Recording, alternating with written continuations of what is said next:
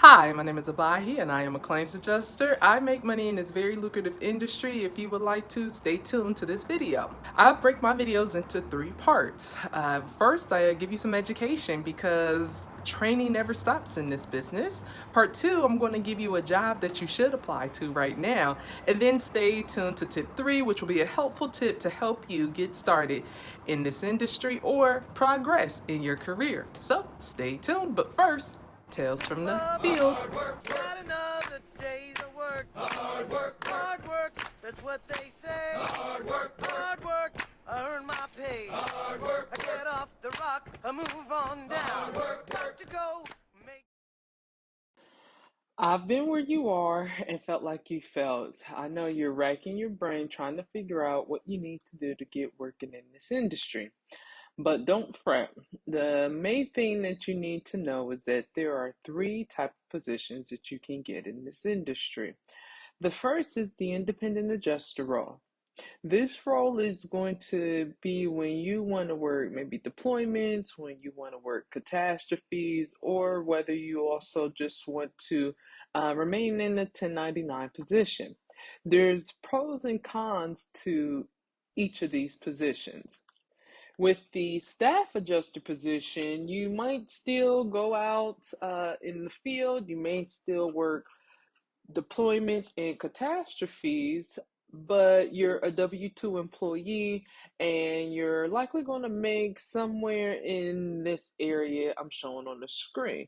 You see, the Bureau of Labor and Statistics has comprised what the average adjuster makes, and these are mostly for staff positions. Now, let's get to the last one on the list that I haven't mentioned yet is the public adjusting position.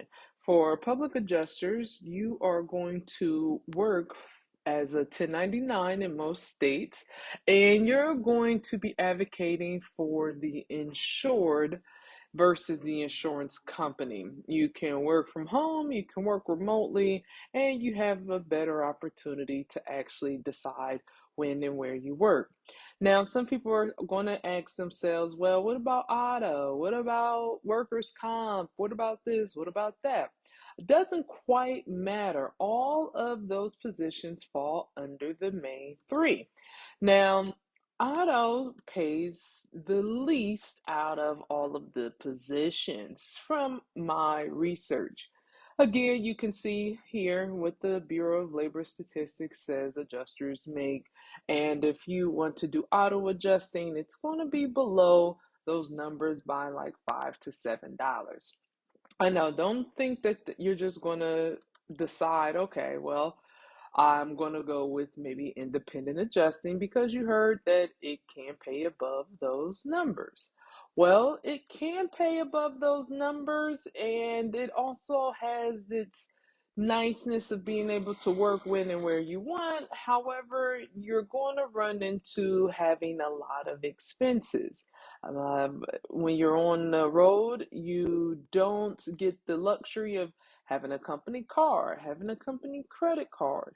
You're also going to be maybe working in an area that you don't know anybody, so you have to get a hotel, you have to get your own food, and you still have expenses remaining at home.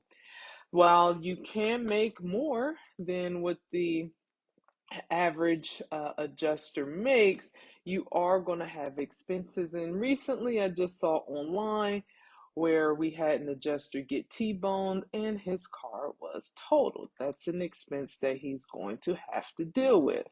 Now, on the screen, you can see the question above and what they're asking, which is a very valid question.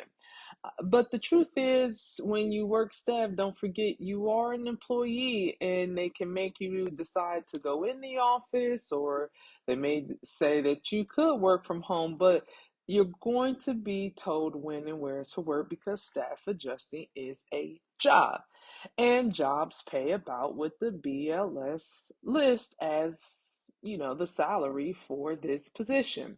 So for me, it's not really the type of job I want because I really want to be able to work anywhere, maybe even from here, maybe even from here, or even from here. And yeah, I have done it. I've worked overseas and still was able to maintain my claims. But not everybody's going to be able to do that, especially if you're working in a staff role. So again, here are the positions that you could potentially have as a claims adjuster. You could work from home, you could work in the field, you could work at the desk, or you could work in the corporate role. There are many, many, many, many options. So the best option to do is to not select, don't select any just yet. Just be open to whatever positions come. And yes, you may not be making the six-figure salary right off the bat, but eventually, just like any industry, your position will grow. Now, for some people, you'll look at this salary rate and you'll say, you know what, that's not enough. Don't fret, it can go up. It could even quadruple. It could even actually hit a tenfold mark. Okay, yes, you could make 500,000. I know that the guy whose truck was T-boned and totaled was set to, his goal anyway was to make 300,000 in 3 months. But you probably won't do that in the very beginning. You'll need some opportunities so that you can get the experience that he has. And I am offering, this is a tip for you if you are having trouble finding a job. Let's talk so that I can show you how I earn money as a claims rep and a field adjuster.